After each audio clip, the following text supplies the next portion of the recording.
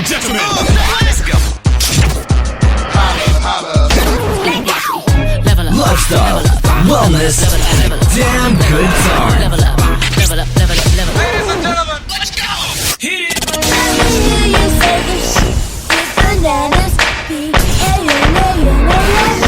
You're listening to the Holistic Life Podcast, presented by Say What Radio. Alrighty, welcome to the Holistic Life Podcast. I had to make sure I said it right. I think the last time I introed, I said something completely different. So the Holistic Life Podcast in our Coping Through COVID Spotlight interview series. I'm Jenny. Okay, I was going to get there. I'm excited. I clearly, as usual. I'm Jay. Did I get the title right this time, sweetheart? I think. Okay. I was so excited to say my name. Clearly. Guys, we've had an amazing 7 weeks. Has it been 7? Does this make 8? Yes, this makes 8. We've had fitness people. We've had mental health people. We've had Professional organizers and spiritual. We've had the gambit. So I think this would be one of those things that you can go back and apply any of the information to. And no matter how long this lasts, you can apply everything that was spoken about in these past couple of weeks. But this is our last Coping Through COVID show. And we definitely wanted to end on what I think is going to be a bang. Bang. Our last guest, we just wish you guys could see that she's cracking up over here. Our last guest is basically to sum up what Sarah is and what Sarah does. She's everything digital. She's a marketer. She's had 15 years experience in the industry. And the coolest thing I think about Sarah is on her LinkedIn profile is she loves helping people. And people say that, but after sitting and talking with her this past weekend, I really believe it. She's definitely a down to earth person. And from what I spoke with about Jess, Sarah is definitely one of those people who wants to help. So please welcome to the show, Sarah. I forgot how to pronounce your last name, Sarah. I'm sorry. Salimi. It's okay. Sarah Salimi. Welcome to the show. Thank you. Happy to be here. Awesome.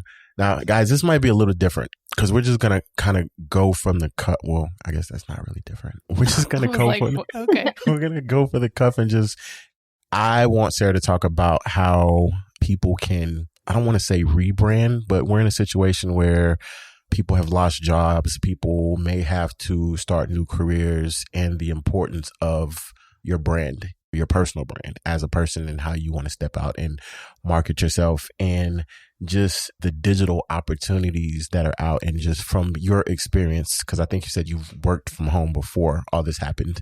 So you've had your experience with working from home and just like the opportunities, because yes, despite all the doom and gloom, the fear that's out there, there's so many positives that's going to come from this, in my opinion. And I think this is now the time to take advantage of stuff like that. So let the girl speak. Yeah. Okay. I'm shutting up. Welcome, Sarah. Sarah, shut up. Thank you. Yeah. There's a lot of ways that we can kind of approach that. But I think one of the most important things when it comes to working from home and working from behind a screen is really making sure that your digital appearance is what you want it to be.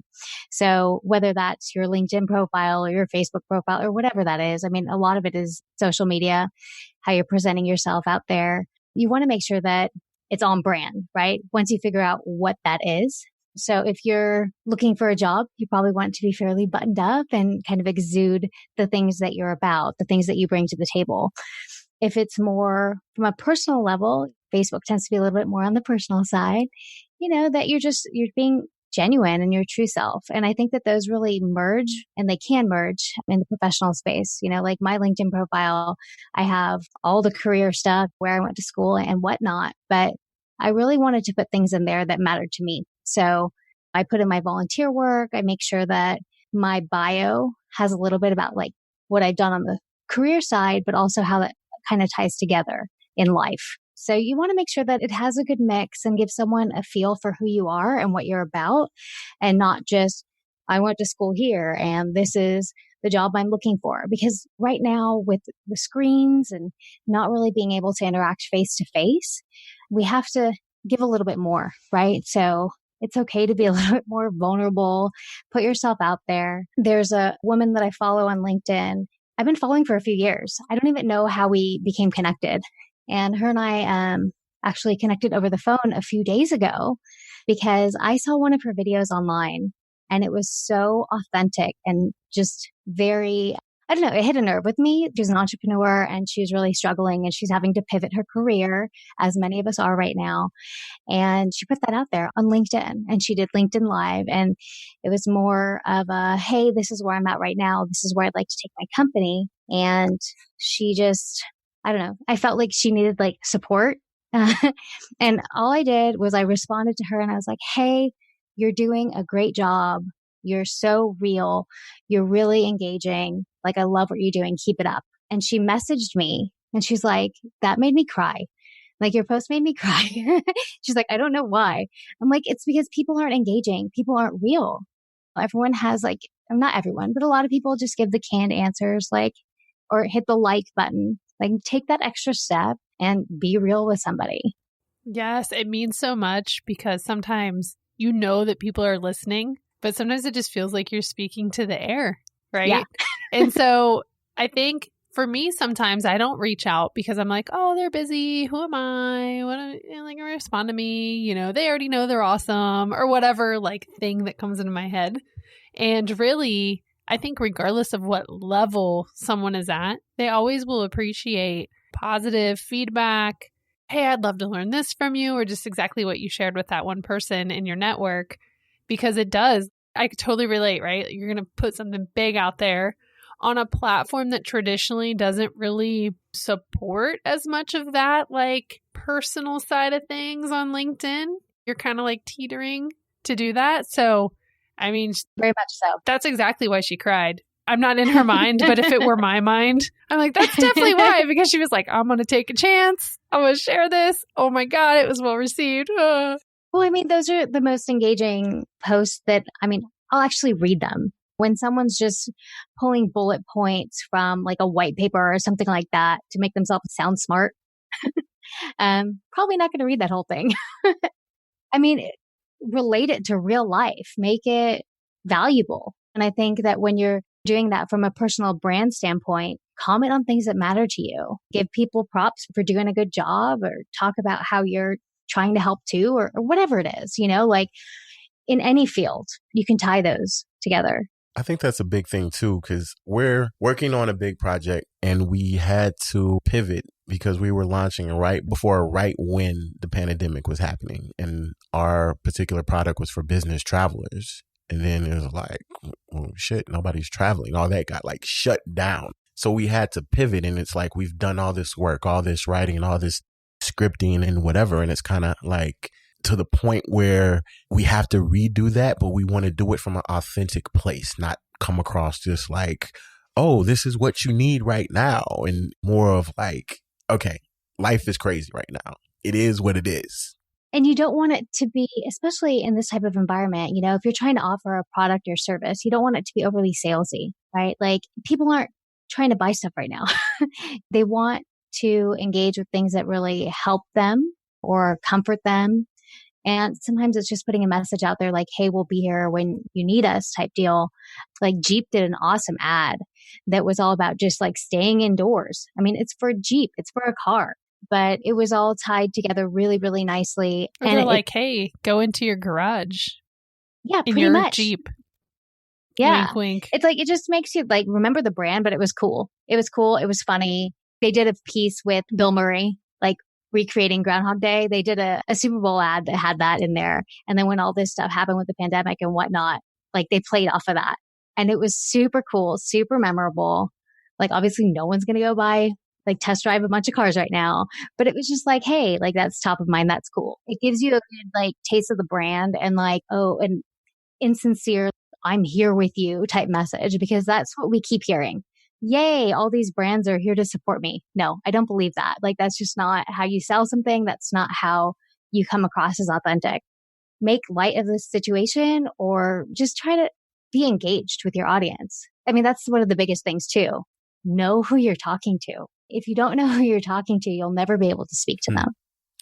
That is so true. That is so true. And I think, well, for me, like that's challenging sometimes because you want to help everybody, but you can't help everybody.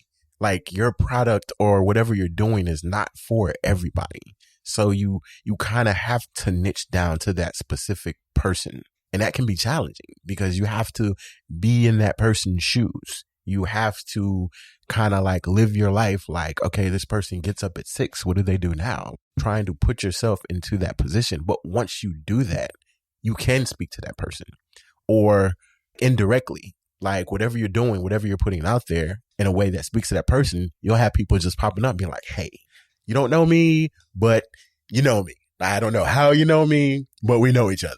I'm just saying. Yeah. I mean, once you know like how to engage with your audience, it's like, where do you engage with them? Like you have to know your people. And if you don't know your people, you got to learn your people. And right now is like a good time for people to kind of reset because you don't want to make a lot of assumptions without having a good pulse on your audience. So, I mean, it should be like a two-way conversation, whether that's like market research or just putting a message out there like, hey, what do you want me to do? Like, what's interesting? What are you guys doing? That type of thing. I mean, obviously I'm speaking very generally because I don't know what everybody's doing right now from a business standpoint or whatever, but it makes it easier to craft that message and that image if you understand. What if we kind of like break it down then into different segments, right? So if we start small, because we already talked about Jeep, we talked big. So I could see someone being like, oh yeah, that's what Jeep did. Good for them, right? Like, I get it. I mean, you could still learn from the giants, but what if I've never had a business and I'm starting to think about other streams of revenue and maybe I'm starting a business or I'm getting into network marketing, something that's low cost or something that I'm just going to maybe do as a little side hustle in the meantime? Yeah. The gig market is huge right now. It's like, how do you stand out in a sea of people and you're just starting off? I mean, again, it goes down to like personal brand, how you're presenting yourself. How are you showing true value? I think that's what a lot of people tend to miss is they start putting their list of services out there and they expect their customer to self-serve. But if you're not saying how you're helping or what you're capable of, you can't expect them to automatically come to you with a problem to solve. So it's what you're putting out in that space. And especially from like the gig kind of side of things, you're doing a lot more now that's digital. So whether it's opening up like an Etsy store and you're selling your crafts online versus, going to a farmer's market or what have you, you're going to have to pivot. So like you want to take the things that are great about what you do or what you want to be doing and try to emulate that in the digital space. So whether that's utilizing graphics or your messaging and how you're like interacting with people. For my sister, for her baby shower, I was online because I mentioned Etsy. I'll just like tie this together. I was looking at little like party favors and different things for her shower. And there was this one brand and they were just selling like little jars of creams and one smelled like bananas, but the jars of creams were called monkey farts. And I thought that was like so cute. It wasn't anything special, but the artwork and the way that the description was written, like, oh, it's a banana essence and whatnot. Like, I just thought that was so funny. And I thought that because, my sister's really like, she has a good sense of humor and she had a little monkeys as part of the theme for the shower. I was like, this is awesome. This is so on brand. And I mean, that's not a Jeep. That Right. It's like a little thing that this store owner was able to put out there that was really cool to me. Now that might not be super cool to you or other people, but I mean, it's just knowing who you're going after and how you're trying to reach them. Well, and bringing it in too, because I think coming from the corporate America world like myself, even though I always like to push the boundaries and I didn't want to be the girl in the black suit, I'd rather wear an orange suit. I can still be professional, but still I came from a very like, I mean, I can't think of the words. I can think of the motion, like rigid and strict environment. Yes, rigid and strict.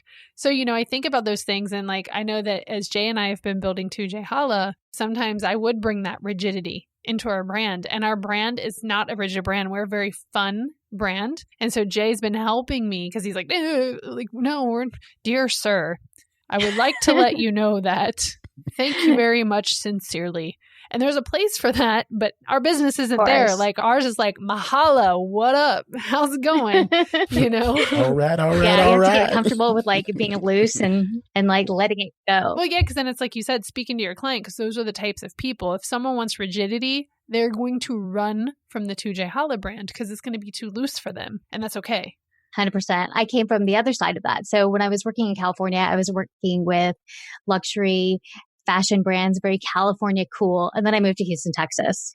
And I was working heavily with some food brands and whatnot, but the majority were like oil and gas and industrial. I'm like, oh, I have to relearn my lingo. I have to relearn how to write. Everything had to shift. Yep. Like my own personal brand had to shift because of who was going to be receiving it. You know, all of that. I mean, I'm sitting here talking to you guys in like a t-shirt and shorts and like everything's real chill. Perfect. Yeah. But earlier today I was on a work call and I was in my little button-up shirt, right? Still wearing the shorts on bottom because I couldn't see, not to lie. But it was more what was expected. Right. And I work for a tech company. Like that's not even like necessary. But because I'm one of the few females in the room, I have to make sure I convey myself as buttoned up and professional and on point. Yeah. Like I can still have jokes and whatever here and there and present my own brand a little bit differently, but within reason. So again, gauging that audience and really knowing how far you can push it without going like crazy. Like I'm not going to show up to the office with pink hair, like ever. I would. That's not going to happen. I did that at the end of my career. Like I dyed my hair as I was getting ready to leave my one job. And I was kind of nervous because I was like, I don't really know how they're going to take this. And the head of HR was like, oh my God, I love your hair. It was like mermaid hair. And I was like, oh my God, I wasn't expecting you. Okay. So then the next place I went, the first day I was there, I had like purple hair and everybody was like, yeah, but it was a super entrepreneurial, super like cool company. I'm like, yeah, this is awesome. This is where I should have been my whole life. Well, and sometimes that's how you find your tribe too, right? Because you don't want to change yourself and be inauthentic.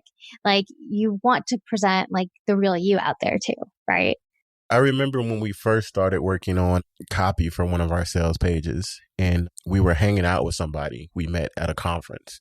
And I forget her title. But anyway, we hung out for like 2 or 3 hours. She was like, oh my God, you guys are great or whatever. And I was like, hey, check out this sales page. And she was like, this is not you.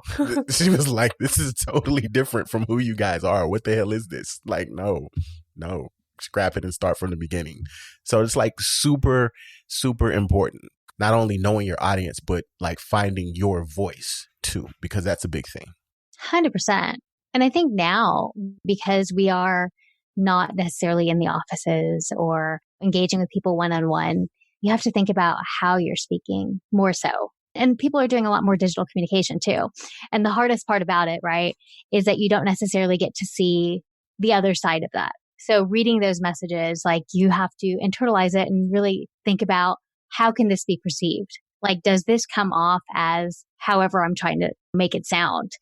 There's a lot to be said about that because there's that two-way communication that happens when you can read your audience and you adjust and you filter back and forth.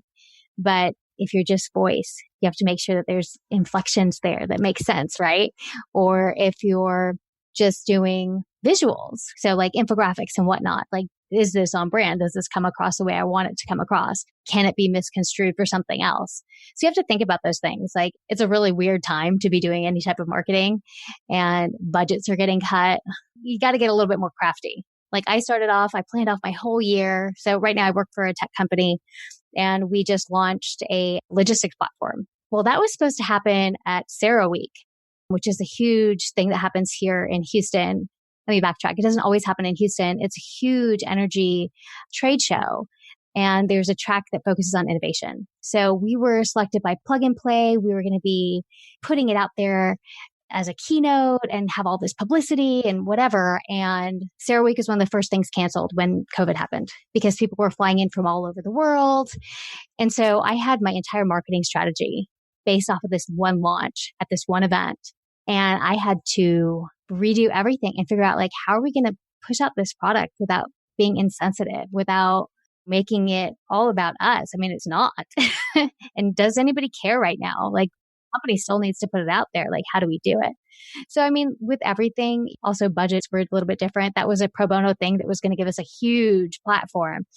And then I had nothing and no money. Like, okay, how are we going to do this? So I wrote some press releases, started really heavily marketing on social media. A lot of our audience was on LinkedIn, started connecting with those people. You know, there's different ways to like guerrilla market in a downturn or in a whatever the heck we're in right now. Right. Whatever this is. Whatever this is. It'll get named something later. It'll have a probably special name in the marketing books. Well, and everybody seems to think that they have the answer, right? And I'm not saying I have the answer. Like I had to figure it out as I was going too. Like nothing that we've done before is really going to lend itself to this. Like it's not a cookie cutter model. I do know with a lot of clients in the past, like I would in this scenario potentially be putting a lot more towards SEO and ad buys and things of that nature, putting a lot more presence online. But again, it varies from situation to situation and what you're trying to get out there. Brand to brand. Because there's some products in the coaching world that are skyrocketing, that are doing very well right now because it just depends. Peloton went up was it like 80% and they just stopped marketing altogether because they couldn't handle the load. Like that's insane. Yeah, it varies. It's interesting because you said you have to be creative in situations like this. And it's definitely interesting to me how certain people react in certain situations. It's kind of like that analogy of the shoe company sends two guys out to Africa and one guy's like, oh my God, we'll never survive here. Nobody wears shoes. And the other guy's like, oh, we're about to kill it because nobody wears shoes here. Perspective is a lot of it, right? Yeah. It's everything. And it's like, and I'm thinking about the salon people and the barbers and stuff like that. And the people are like, well, we can't do anything because we're closed. And I think Jen said one of the hairdressers she used to go to, she started creating a quarantine kit, which basically has like some touch up for your hair, dry shampoo, some moisturizer so that it doesn't dry out, like just things that people would need if they're not getting a regular haircut that can help them to last a little bit longer. Yeah. Yeah. That's total value, right? Like that's a support to your customer. Yep. That's a reminder that you're around and that you'll be there when it's over without sending that stupid message. Well, I'm here for you. Like it makes sense, right? Right. And I know my hairdresser did the same thing. Like luckily I don't color my hair yet. I don't know that I will, but he sent out a message to all his customers like, hey, I'm sorry, I'm having to cancel these things and reschedule and I will have touch-ups. I have all your own personal things blended. Like, let me know. We can do porch pickup, like whatever you want to do. And that was super awesome because I know a lot of people were just kind of going insane. Right. I need my ends touched up.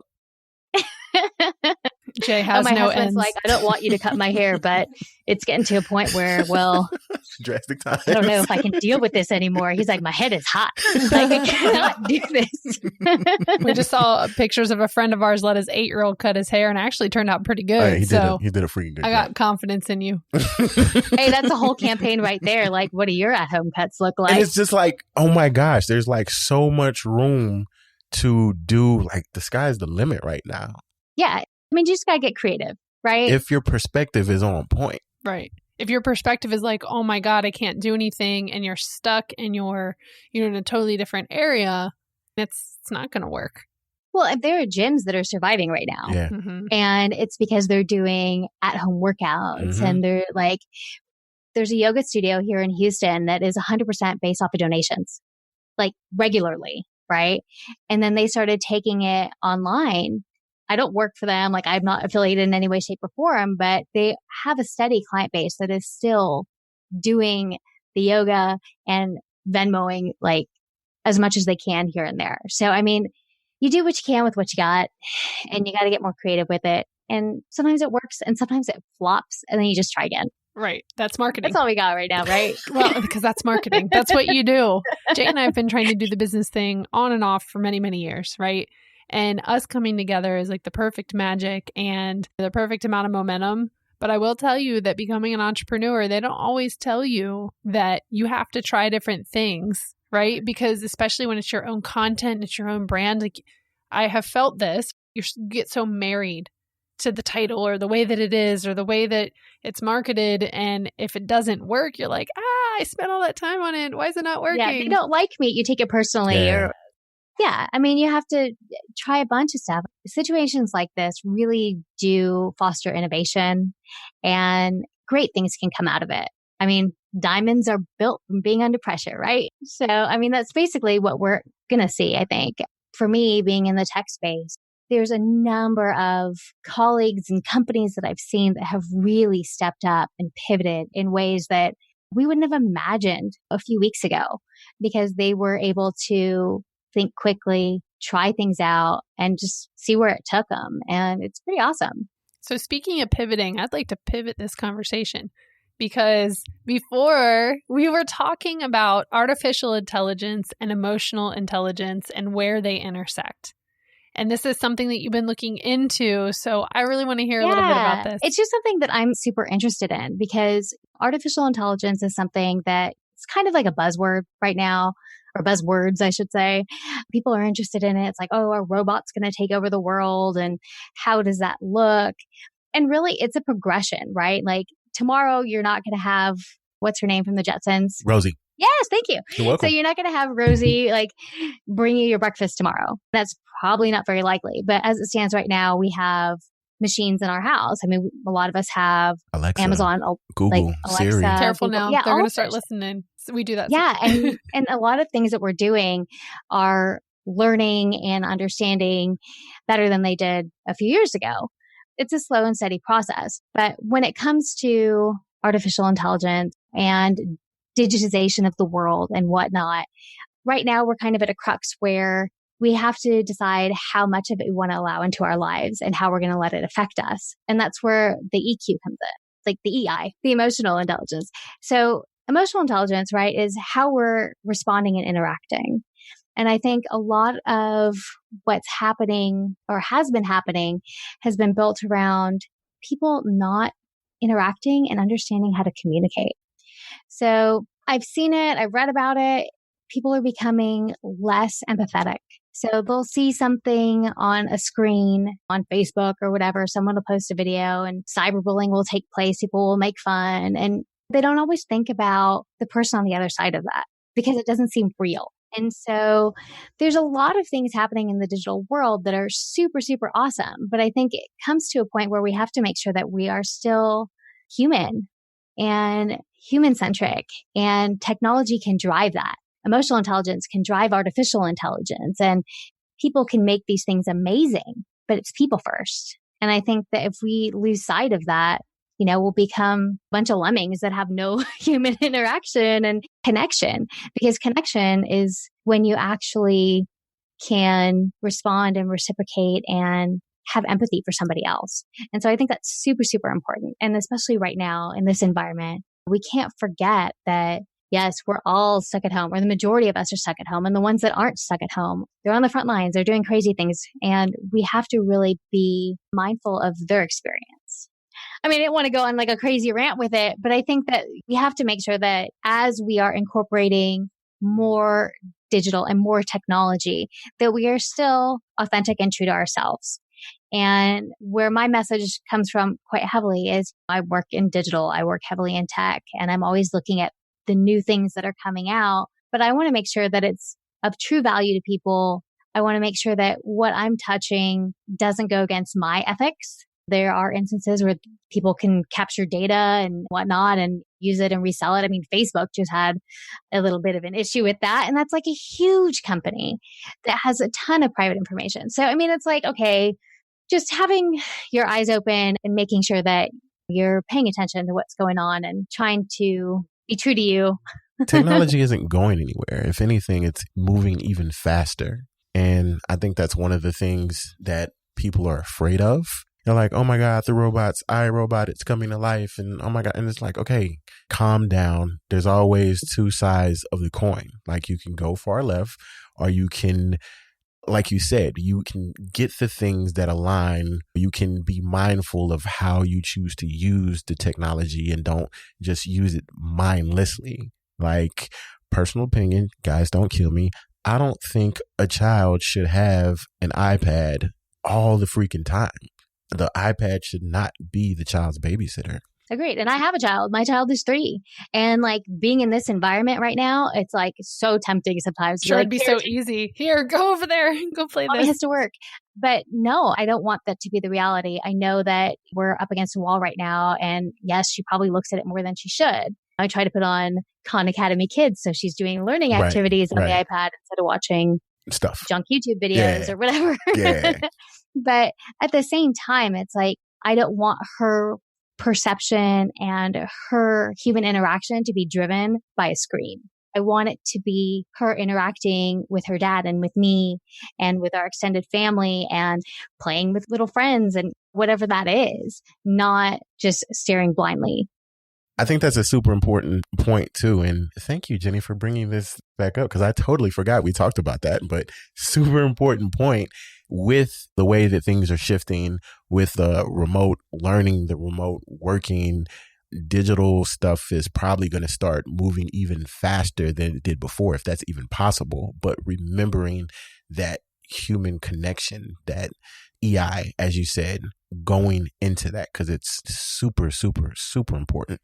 My mom's an educator, and she's like, it's crazy to me that these kids these days don't have any social skills because all they're doing is they're on their phones or they're doing this, that, and the third, and they can't have a conversation because they're in the same room with their best friend texting each other. And it's like insane. It's scary. It really is. I was actually reading this book by an amazing scientist in artificial intelligence. It's called Girl Decoded. And her whole journey is about emotional intelligence and the intersection with artificial intelligence and working with autistic children and how they have issues, generally speaking, processing interactions because they won't look people in the eye or whatever that is. It's a spectrum and not everybody's the same, but how to use technology to better the lives of those people rather than hold them back. And it's an awesome book. I recommend it to anybody, but just bringing it back full circle, we have to be mindful in how we're using the tech and extract from it what we see as a value than the other side of that. And hopefully Jay will allow this story. So Jay actually is a perfect example of tech helping enhance his life because he was born with a visual impairment. And so he had multiple surgeries as a kid. And I'm really simplifying the conversation because it's more than just these couple of words. But we have found, and we've talked about this a lot, how tech has made his life so much easier in so many ways being visually impaired.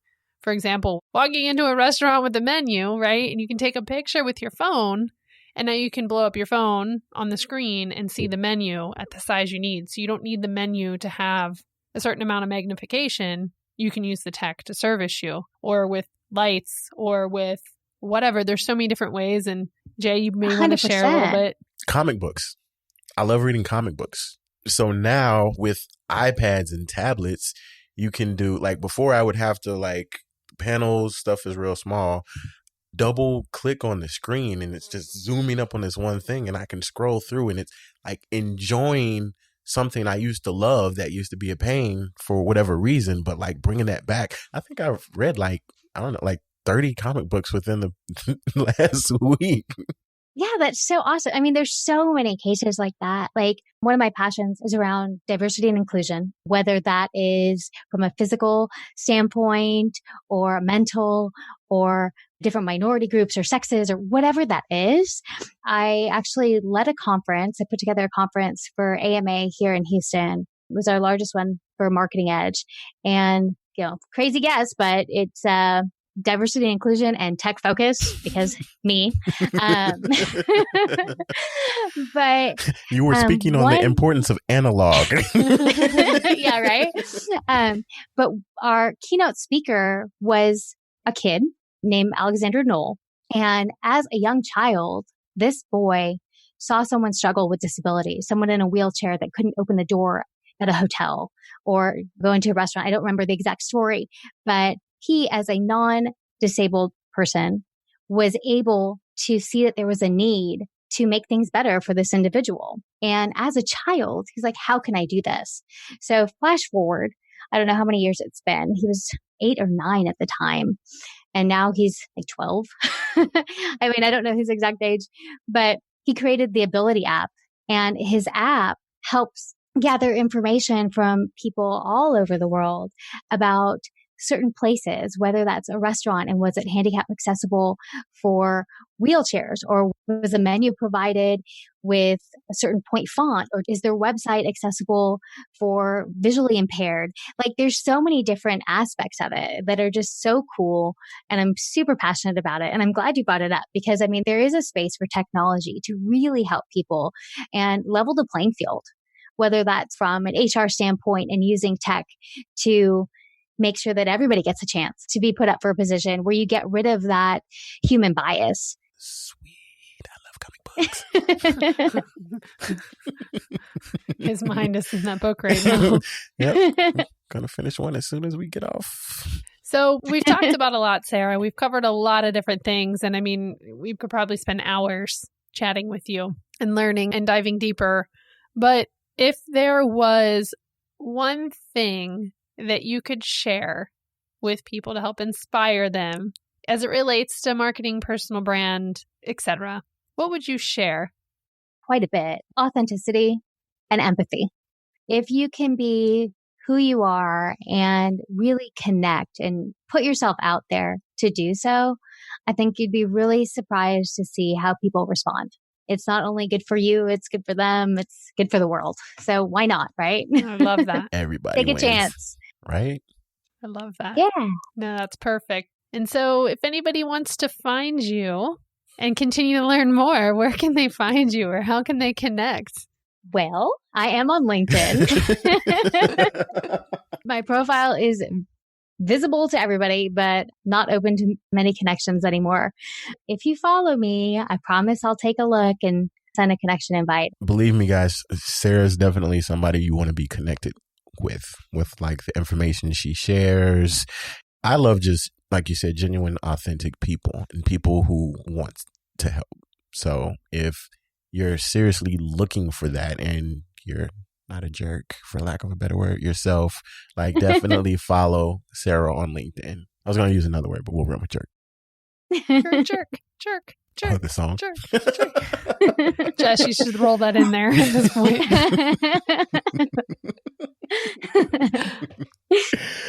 Yeah, the lead in audio. Jerk. Hello. Now we're going to have to play the song after we're done recording. Yeah, totally. Well, it's been an absolute honor, Sarah. We've enjoyed this time. So glad you've been able to be a part of this series. Thank you. It was awesome to talk to you guys. Yay. Can't wait to see what happens with everybody. And follow you all. We're definitely going to be picking your brain on some marketing stuff if you don't mind. 100% fine. Let's do it. Let's keep in contact. Good thing you said that. We got you on recording. Yes, it's totally fine. All right, guys, until next episode, mahala. You can subscribe to the Holistic Life Podcast from your favorite streaming platform. And don't forget to check out 2jholla.com to stay in the know as an official 2JH Insider. Mahalo for tuning in. And until next time, that's our show.